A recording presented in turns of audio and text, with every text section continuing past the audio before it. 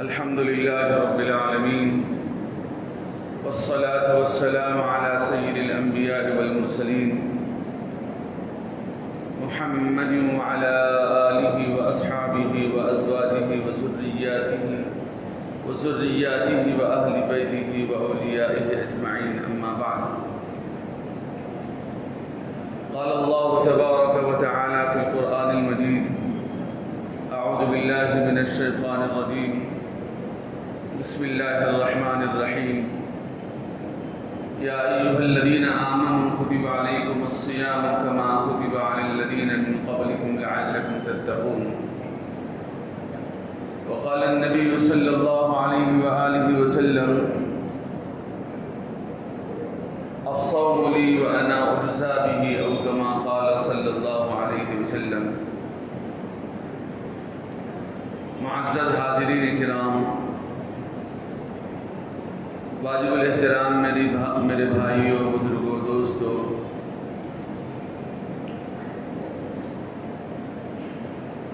اللہ رب العزت نے قرآن مجید میں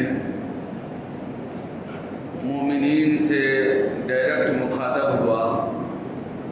اللہ رب العزت چاہتا تو نبی کریم صلی اللہ علیہ وآلہ وسلم کے ذریعے سے بھی اپنے احکامات کو بتلاتا ہے، لیکن اللہ رب العزت نے قرآن مجید میں مومنین سے یا ایھا الذین آمنوا، اے ایمان والو، کتب علیکم الصیام، تم پر روزے فرض کیے گئے ہیں، ڈائریکٹ مخاطب فرمایا.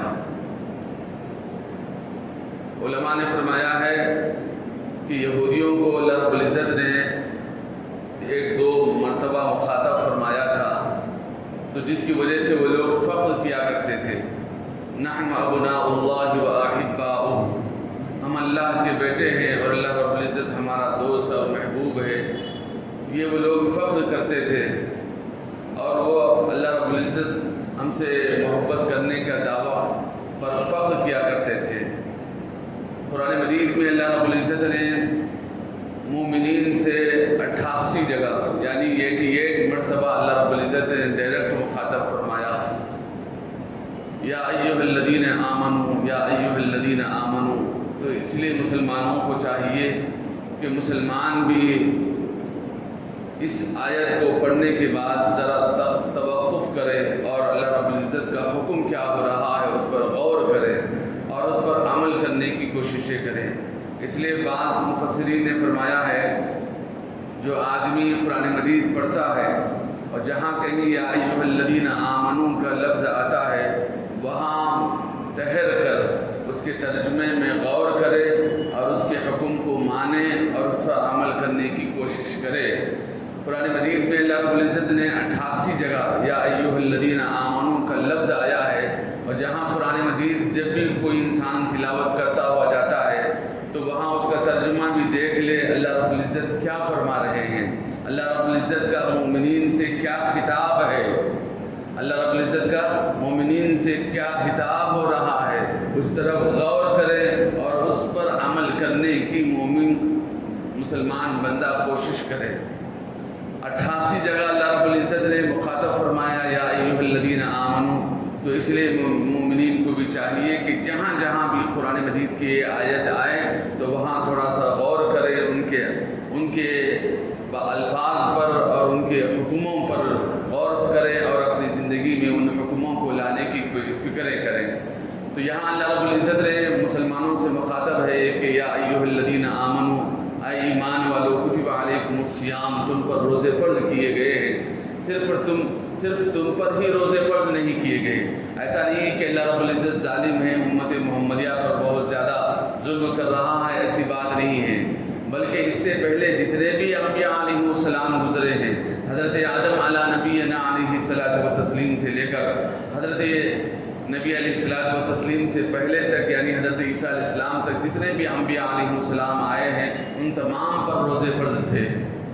اور پھر فرمایا کہ یہودیوں پر 40 روزے فرض تھے، عیسائیوں پر 2 مہینے کے روزے اللہ رب العزت نے فرض فرمایا تھا. حضرت داؤد علیہ السلام پر یہ ایک دن روزہ ایک دن افطار، ایک دن روزہ ایک دن افطار، اس طریقے سے اللہ رب العزت نے حضرت داؤد علیہ السلام کی قوم پر فرض فرمایا تھا. دیگر قوموں پر بھی اللہ رب العزت نے مختلف انداز سے روزے فرض فرمائے تھے، لیکن اللہ رب العزت کا کرم ہوا کہ اللہ رب العزت نے امت محمدیہ پر رحم فرمایا اور رحم فرما کر ایک مہینے کے روزے فرض فرمائے۔ پہلے جو روزہ تھا وہ افطار کے بعد فوراً سحری کرنے کا تھا، یعنی جو شروع میں روزے مسلمانوں پر فرض ہوئے تھے اس انداز کے تھے، جیسے ہی افطار کیا اس کے بعد تک کھاتے رہے، جب نیند لگ گئی تو وہاں سے سحری شروع ہو جاتی تھی۔ جو شروع میں ہمارے امت محمدیہ پر جو روزے فرض ہوئے تھے، کس انداز کے روزے فرض ہوئے تھے؟ اس انداز کے تھے جیسے ہی روزہ شروع افطار کر لیتے، افطار کے بعد جب تک نیند نہیں لگتی تھی اس وقت تک وہ افطار کر سکتا تھا۔ جیسے ہی نیند لگ گئی، مثال کے طور پر سحری افطار کر لیے کوئی آدمی، تھوڑی دیر کے بعد تھوڑا سا سو گیا تو وہاں سے اس کا روزہ شروع ہو جاتا تھا۔ اگر 7 بجے سو گیا تو 7 بجے سے اس کا روزہ شروع ہو جاتا تھا، پھر دوسرے دن مغرب کے بعد اس کا افطار ہوتا تھا۔ اتنا لمبا روزہ ہوتا تھا۔ ایک صحابی اونٹ چرانے والے چرا کر تھکے ماندے گھر کو آئے، اپنی بیوی سے فرمایا کہ کچھ ہے کیا؟ تو انہوں نے فرمایا کہ کچھ بھی نہیں ہے، ابھی لاتی ہوں۔ جیسے ہی وہ بنانے کے لیے چلے گئے تو چونکہ وہ صبح سے شام تک روزے کی حالت میں اونٹ چرا کر آئے تھے، جس کی وجہ سے وہاں بیٹھے ان کو نیند لگ گئی۔ جیسے ہی نیند لگ گئی تو وہ پریشان ہو گئے، ان کی بیوی آ کر پریشان ہو گئی، دیکھا کہ ارے تم تو سو گئے۔ جیسے ہی سو گئے تو وہاں سے سحری شروع ہو جاتی ہے، اب تو پھر کھانا پینا منع ہو جاتا ہے، وہاں سے روزہ شروع ہو گیا۔ وہ صحابی رسول اسی انداز میں روزہ سے رہے، اور پھر جیسے ہی دوسرے دن ظہر کے وقت نماز میں گئے، مسجد نبوی میں گئے تو وہاں چکر کھا کر گر گئے۔ نبی علیہ الصلوۃ والتسلیم نے پوچھا کہ یہ کون شخص ہے، کیسے گرے؟ تو بعد میں معلوم ہوا کہ یہ صاحب مغرب کے بعد تھکا کر وہ اونٹ چرا کر آئے تھے، مغرب کے بعد کھانا تھا، تھوڑا سا نیند لگ گئی، وہیں سے روزہ شروع ہو گیا۔ تو اللہ رب العزت نبی علیہ السلام پریشان ہوئے کہ ایسے ہی حالت رہیں گے تو پھر آئندہ لوگ کیسے روزہ رکھیں گے؟ تو اللہ رب العزت نے امت محمدیہ پر اور تخفیف فرمائی، یہ فرمایا کہ نہیں، ابھی تو رات مغرب کے بعد سے لے کر سحری کے وقت تک تم کھا سکتے ہو، چاہے سو جاؤ چاہے کھاؤ، جو کام کر سکتے ہو کھاتے رہو۔ سحری کے بعد جیسے طلوع صادق سے پہلے تک تم کھاتے رہو، جب کھانے کے بعد اس کے بعد ختم کرو گے تو وہاں سے تمہاری سحری ہو جائے گی۔ تو اللہ رب العزت نے امت محمدیہ پر اتنا رحم فرمایا، اور فرما کر صرف چند گھنٹے کا روزہ اللہ رب العزت نے امت محمدیہ پر مقرر فرمایا ہے، اور پھر فرمایا کہ روزہ صحت بھی ہے۔ یہ روزہ کیا ہے؟ صحت بھی ہے۔ صوموا تصحوا، نبی کریم علیہ الصلوۃ والتسلیم نے فرمایا کہ جو آدمی روزے دار ہوتا ہے وہ صحت مند ہوتا ہے۔ آج کی اس دنیا کے اندر ایک بڑا اس سال کا بہت نوبل یافتہ پرائز ڈاکٹر نے ایک ریسرچ قائم کیا ہے، اس پر یہ قائم کیا ہے کہ میں کینسر کو کم کرنے کے سب سے زبردست فارمولیٹیز کو دیکھ لیا ہوں۔ اس نے یہ دعویٰ کیا، اس کو نوبل پرائز ملا۔ اس سے کہا گیا کہ وہ کس انداز سے تم کینسر کو کنٹرول کر سکتے ہو؟ انہوں نے فرمایا کہ میں مسلمان والا روزے رکھنا شروع کیا اور اسی انداز کو اختیار کیا تو کینسر کے بلیڈز، یعنی کینسر کے جو سیلز ہے، جو اس کے مادہ ہے، وہ اس سے کم ہو جاتے ہیں، اس کے جراثیم کم ہو جاتے ہیں۔ جو آدمی بھی روزہ رکھتا ہے، اللہ رب العزت اس کی برکت یہ ہے کہ کینسر جیسی بڑی بڑی بیماریاں سے اللہ رب العزت حفاظت فرماتے ہیں۔ اس لیے میرے بھائیوں، ہر مسلمان کو بخوشی جیسے ہی اللہ رب العزت کا حکم ہے تو ہم کو روزہ رکھنا چاہیے۔ ایسا نہیں کہ چلو بھی آج رکھ لیں گے، آج سوچیں گے آج بڑا دن بھاری ہے جس کی وجہ سے دھوپ زیادہ ہے، ہم رکھے تو چلتا نہیں رکھے تو چلتا، ایسا نہیں ہے۔ ہر مسلمان بخوشی اپنی طرف سے روزہ رکھنے والا بن جائے، اس لیے کہ یہ اللہ رب العزت کا مسلمانوں سے ڈائریکٹ خطاب ہے، اور مسلمان اس کو ڈائریکٹ اپنے اندر لینا چاہیے اس حکم کو کہ ہم روزے سے رہیں، چاہے ہماری موت آ جائے۔ بہت سارے لوگ خوف کھاتے ہیں کہ کیا ہوگا، دھوپ کے اندر کیا ہوگا۔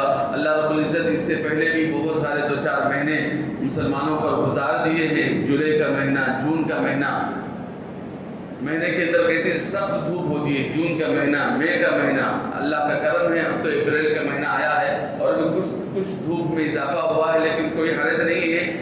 صحابہ کرام تو یوں امیدیں اللہ رب العزت سے لگائے رکھتے تھے۔ حضرت معاذ رضی اللہ عنہ فرماتے ہیں کہ ہم کو زندگی مل جائے اس لیے کہ اور سخت دھوپ کا زمانہ مل جائے اور اس کے اندر ہم اللہ کے لیے روزے رکھیں، اللہ رب العزت ہم سے راضی ہو جائے۔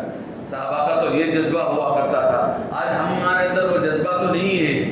آج بہت ہم لوگ چونکہ کمزور ایمان والے ہیں اور نسبتاً صحت میں بھی ان کے مقابلے میں بہت زیادہ کمزوری ہے، لیکن پھر بھی ہمارے اندر جذبہ ایمانی ہونا چاہیے کہ ایک مسلمان بغیر روزے کے اس کو چین نہ آئے اور یہ بزدل طریقہ انسان نہ اپنانے، ارے صبح میں جانا ہے، مجھے کام بھی کرنا ہے، پھر فلاں کام کرنا ہے، میں نوکری بھی کرنا ہے، یہ کرنا ہے، وہ کرنا ہے، یہ سوچ کر آدمی اپنے اندر بزدلی لاتا ہے۔ ایک مومن بزدل ہو ہی نہیں سکتا۔ آقا مدنی علیہ السلام نے فرمایا کہ مومن بزدل نہیں ہوتا ہے، مومن بزدل نہیں ہوتا ہے، جو صاحب ایمان ہوتا ہے، جو کلمہ گو ہوتا ہے، وہ بزدل نہیں ہوتا ہے کسی بھی لینگویج میں بھائی، بزدل نہیں ہوتا۔ مسلمان بزدل نہیں بننا چاہیے، اور جو آدمی کے اندر بزدلی زیادہ ہے اس کو چاہیے کہ اللہ کا نام کثرت سے لینے والے بن جائے تاکہ اس کی بزدلی ختم ہو جائے۔ ایک مومن بزدل نہیں ہوتا، اللہ کا نام لینے والا بزدل نہیں ہوتا، اور جو بزدل ہوتا ہے وہ اس کے ایمان کی کمزوری کی وجہ سے ہوتا ہے۔ اس لیے اللہ کا نام، لا الہ الا اللہ کا نام کثرت سے لیا کرے، انشاءاللہ اس کے اندر کی بزدلی ختم ہو جائے گی، اس کے اندر کی بزدلی ختم ہو جائے گی۔ آج کل بہت سارے لوگ بزدل بنے بیٹھے ہیں، ارے نہیں ہو سکتا، مجھ سے نہیں ہو سکتا، روزہ نہیں ہو سکتا، فلاں نہیں ہو سکتا۔ یہ ہمارے اندر سے ہم نے طے کر لیا ہے۔ ہم اللہ کی ذات کو چھوڑ کر دیکھیں، اللہ نے ہم کو بنایا ہے جوانی میں رہے، بڑھاپے میں رہے، بہت سی زیادہ ضعیف ہے، کمزور ہے، ڈاکٹرز نے جن کو منع فرمایا ہے تو وہ اور بات ہے، لیکن نوجوان آسانی سے رکھنے والے نوجوان بھی ہمت ہار دیتے ہیں، جس کی وجہ سے روزے نہیں رکھتے میرے بھائی، اور روزے رکھنا چاہیے۔ اللہ نے اس کے اندر صحت عطا فرمایا ہے، جو آدمی روزہ رکھتا ہے اللہ اس کو صحت عطا فرماتے ہیں۔ یہ حدیث کی بات کہہ رہا ہوں، میں اپنی بات نہیں کہہ رہا ہوں۔ سومو تصحو، جو آدمی روزے رکھتا ہے اللہ اس کو صحت عطا فرماتے ہیں، آنکھوں کی صحت کی ہے، پیٹ کی صحت کی ہے، دل کی صحت کی ہے، اندرونی تمام چیزوں کی صحت کی ہے۔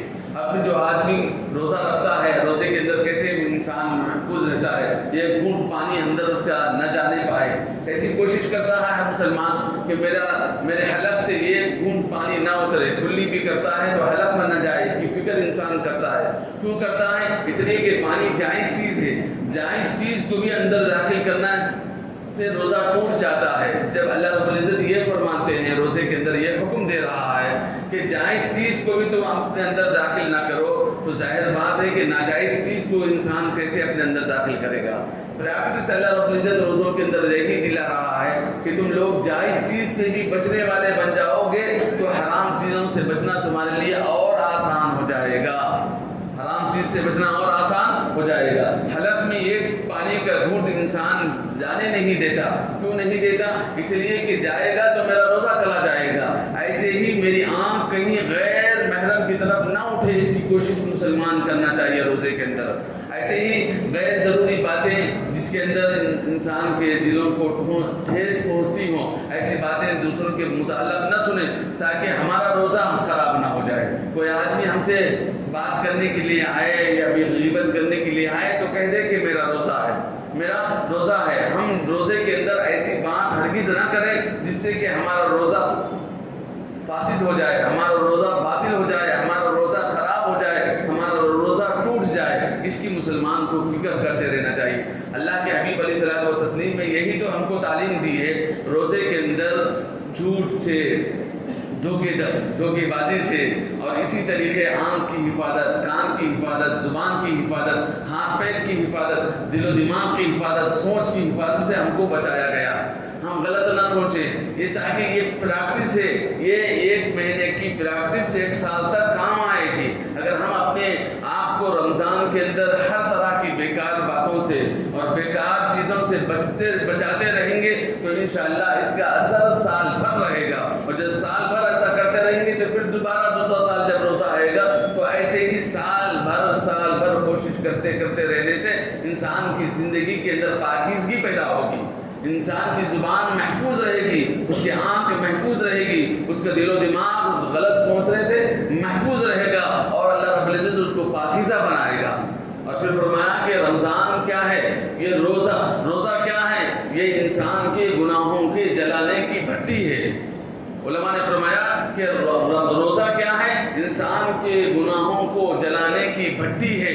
جو انسان ایک دن کا روزہ رکھتا ہے اللہ رب العزت اس دن کے بھی گناہ اور اس سے پہلے کے بھی گناہ اللہ رب العزت جلا دیتے ہیں. ایسے ہی مہینہ بھر کوئی انسان روزہ رکھتا ہے، سال بھر کے جتنے گزشتہ سال اس نے گناہ کیے ہیں اللہ رب العزت اس کے اندر ایک ایسی بھٹی تیار کر دیتے ہیں جس کی وجہ سے اس کے سارے گناہ اس بھٹی کے اندر جل کر خاک ہو جاتے ہیں، معاف ہو جاتے ہیں. اس لیے میرے بھائیوں، روزہ کیا ہے؟ ہمارے گناہوں کو معافی کا ذریعہ ہے. آج ہم لوگ روزے ہی نہیں رکھتے، ہم لوگ کوشش ہی نہیں کرتے. بہت سارے لوگ ماشاءاللہ رکھنے والے ہیں لیکن بعض لوگ آج بھی نہیں رکھتے. تو کوشش کرنا چاہیے کہ ہر مسلمان کو، چونکہ ہر مسلمان گنہگار ہے، ہر انسان گنہگار ہے، ہر مسلمان ہی نہیں بلکہ ہر انسان گنہگار ہے. انسان سے خطا ہوتے ہی رہتے ہیں. تو اس لیے آقا مدنی علیہ الصلوۃ والتسلیم نے فرمایا کہ بہترین خطا کار وہ ہیں جو توبہ کرنے والے ہوتے ہیں. بہترین خطا کار وہ ہیں جو توبہ کرنے والے ہوتے ہیں. اس لیے میرے بھائیوں، خطا کار تو بہت سبھی ہیں لیکن سب سے بہترین خطا کار وہ ہیں جو توبہ کرنے والے ہوتے ہیں. چونکہ یہ رمضان کا مہینے کے اندر اللہ رب العزت ہمارے گناہوں کو معاف فرما دیتا ہے، جلا دیتا ہے، ہمارے سال بھر کے گناہوں کو. حدیث میں فرمایا گیا کہ جو آدمی رمضان کے روزے رکھتا ہے اس کے گناہ معاف ہوتے جاتے ہیں. جب 29واں یا 30واں روزہ آتا ہے تو سال بھر کے تمام گناہ اللہ رب العزت جلا دیتے ہیں. اس ایندھن کے اندر اس کے تمام گناہوں کو جلا دیا جاتا ہے. اسی لیے اللہ رب العزت سے ایک پریکٹس ڈلواتے ہیں مسلمانوں سے تاکہ وہ اپنے گناہوں کو اللہ کے سامنے معاف کروا دے. کتنا بڑا کریم ہے رب کہ اس نے انسان کے گناہوں کو سے واقف ہے. اسی وجہ سے اللہ رب العزت نے رمضان جیسا مبارک مہینہ مسلمانوں کو نصیب کر رہا ہے تاکہ وہ اپنے گناہوں کو اللہ کے سامنے معاف کروا لے، تاکہ دھلا لے، تاکہ جلا لے، ختم کر دے. اس لیے اللہ رب العزت نے ہم کو یہ مہینہ نصیب فرمایا ہے. اس لیے میرے بھائیوں، ہر مسلمان بھائی کو، بہن کو، نوجوانوں کو ضرورت اس بات کی ہے کہ اس مہینے کی قدر کرنے والے بن جائے. اس مہینے کی قدر کرنے والی بن جائے. اس مہینے کی سب سے پہلی قدر کا مطلب کیا ہے؟ قدر کا مطلب یہ ہے کہ پہلے روزہ رکھنے والے بن جائے. مسلمان بھائی بھی رکھے، بہنیں بھی رکھیں، عورتیں بھی رکھیں، بڑے بھی رکھیں، چھوٹے بھی رکھیں. ہر آدمی کے دل میں پہلے سے ایک جذبہ ہو کہ میں انشاءاللہ روزہ رکھوں گا. اس سے اللہ کی رضا حاصل ہوتی ہے. اس سے کیا ہوتی ہے؟ اللہ رب العزت کی رضا حاصل ہوتی ہے. میرا رب مجھ سے راضی ہو جاتا ہے اور میرے گناہوں کو اللہ جلا کر راکھ کر دیتے ہیں. میرے گناہوں کو اللہ رب العزت جلا کر راکھ کر دیتے ہیں.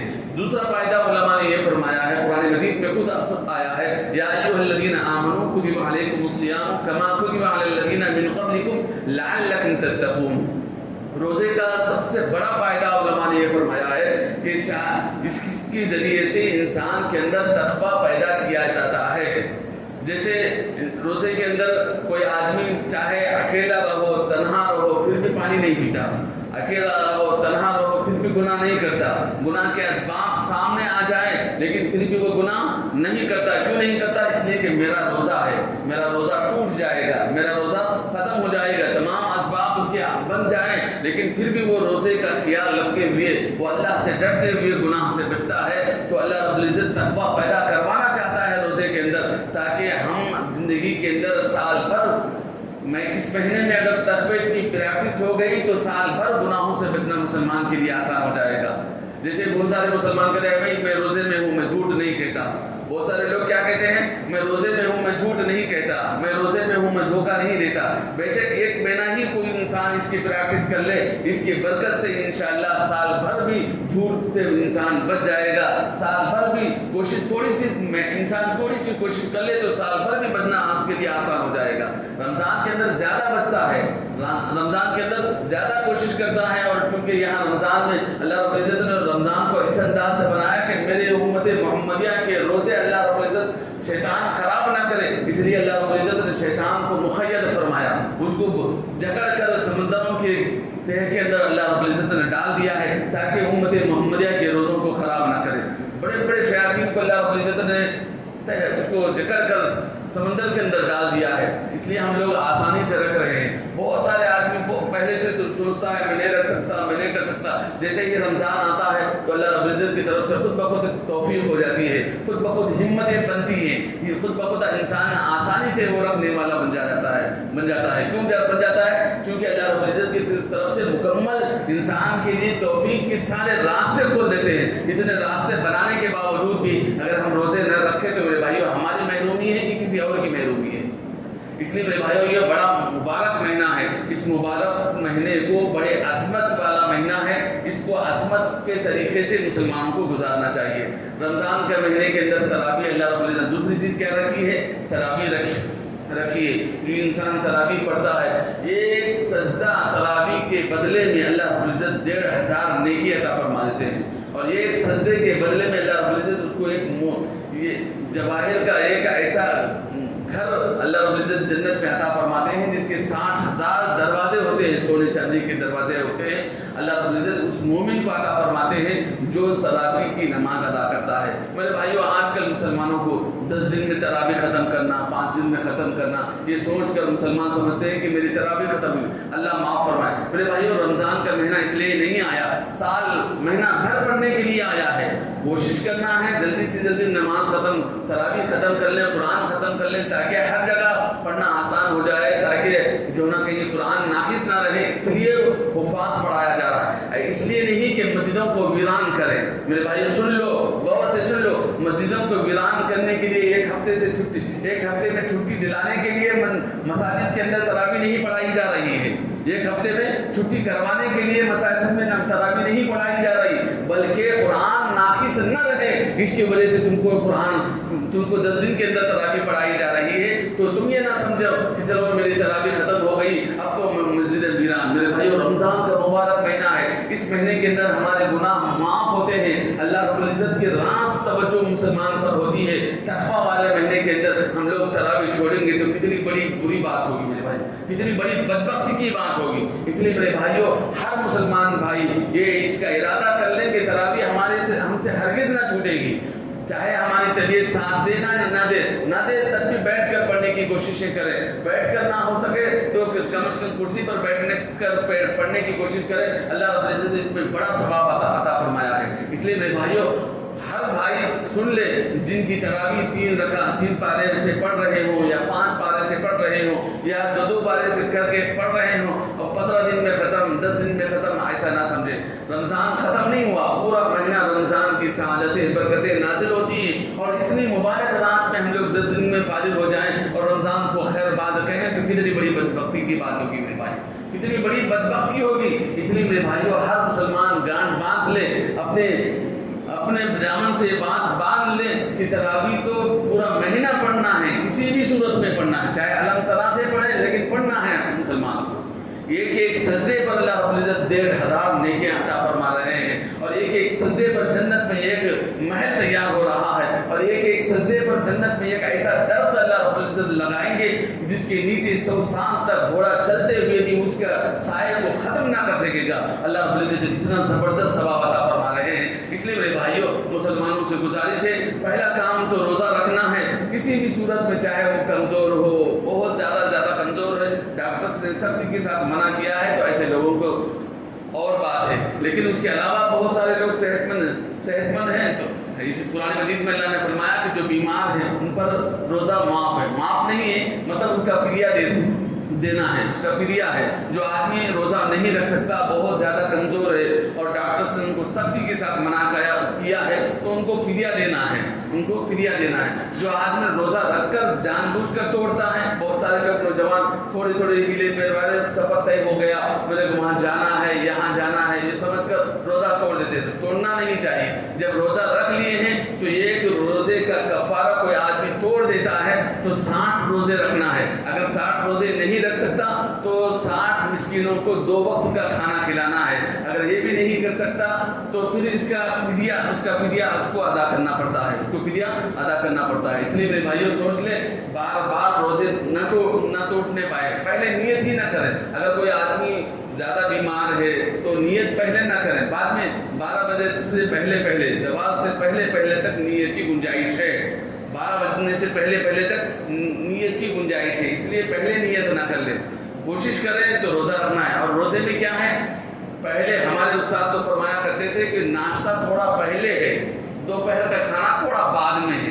ناشتہ تھوڑا پہلے اس کے اندر رکھا گیا ہے، یعنی سحری کے وقت ناشتہ ہے اور دوپہر کا کھانا تھوڑا بعد میں ہے، شام کے وقت سے افطار کے بعد۔ بس یہی کام ہے، کچھ بھی تمہارے اندر کمی نہیں کیا جا رہا ہے، اس کے اندر کوئی فرق نہیں پڑے گا۔ کوشش کریں، ہمت کریں گے تو آسان ہو جائے گا۔ جو ہماری چرب لسانی ہے سال بھر وہ کھانے کی یہ کھانے کی، وہ بھی چھوٹ جائے گی، صحت بھی ہم کو حاصل ہوگی، اللہ کی رضا بھی حاصل ہوگی، اللہ کی رضا بھی حاصل ہوگی۔ اس لیے کوشش کریں، بس اللہ سے دعا ہے اللہ تعالی ہم تمام کو کہنے سننے سے زیادہ عمل کی توفیق نصیب فرمائے۔ آمین۔ وآخر دعوانا الحمدللہ رب العالمین۔